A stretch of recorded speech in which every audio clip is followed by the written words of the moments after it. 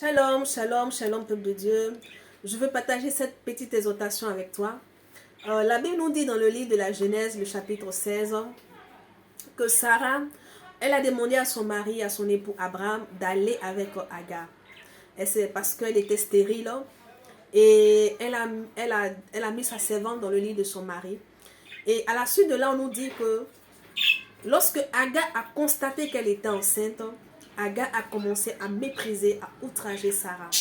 Mais bien aimé, qu'est-ce qui a poussé Sarah à agir ainsi? Qu'est-ce qui a poussé Sarah à donner sa servante? Ce qui a poussé Sarah à donner sa servante, c'est parce que Sarah était désespérée.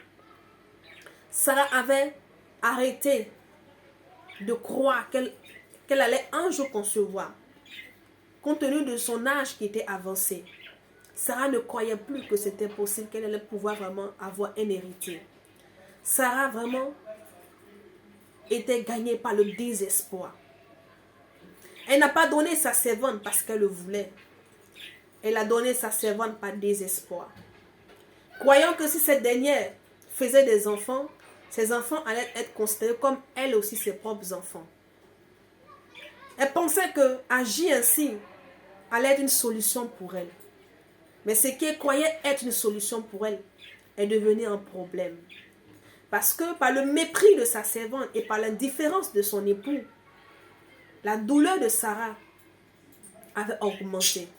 La douleur du fait qu'elle ne pouvait pas enfanter et la douleur de ce que sa servante la méprisait et que son époux était indifférent. Pourquoi est-ce que je te dis cela?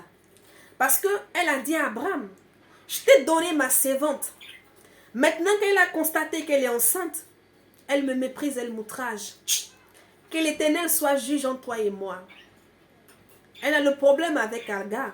Pourquoi elle ne dit pas entre elle et moi? Et elle dit entre toi et moi. Donc le toi ici est mis pour Abraham. Donc ce qui signifie que ça créait un trouble dans son foyer. Cette solution, ce chemin qu'elle avait emprunté, a créé un trouble dans son foyer. Bien-aimé, j'aimerais tout simplement t'exhorter à ne pas te laisser gagner par le désespoir. Parce que vous savez, une personne qui est désespérée est une personne qui est prête à tout et à n'importe quoi. Qui est prête à faire tout pour trouver une solution à son problème. Même si ce que cette personne doit faire n'est pas quelque chose de bien ou n'est pas quelque chose vraiment de conseillé, n'est pas quelque chose que la parole de Dieu nous conseille, mais parce que cette personne est gagnée par le désespoir, et cela emmène certaines personnes à faire des choses ignobles, croyant que de par cela, ils pourront avoir une solution à leurs problèmes. Bien-aimés, le plus souvent, lorsque certaines personnes agissent ainsi, ce qui devrait être une solution pour eux se retourne en problème contre eux. Et les actes qu'ils posent finissent par leur porter préjudice après. Ce qui a été le cas de Sarah. Parce qu'elle n'était plus en paix dans sa maison. Parce que Agar était là. Quand le Seigneur l'a visité, Agar était là avec son fils. Sarah n'était plus en paix. Elle n'était plus tranquille dans sa maison. Ce qu'elle avait pensé être une solution pour elle est devenu comme un boulet. Jusqu'à ce qu'elle a demandé à son époux de chasser la servante et son fils. Et Abraham s'est opposé. Il a fallu l'Éternel, l'intervention de l'Éternel pour que Abraham s'exécute. Sinon, ça allait créer encore des troubles dans son foyer. Bien-aimé, le Seigneur Jésus-Christ est vivant. Il est assis sur son trône de gloire. Dieu n'a pas changé. Dieu est le même.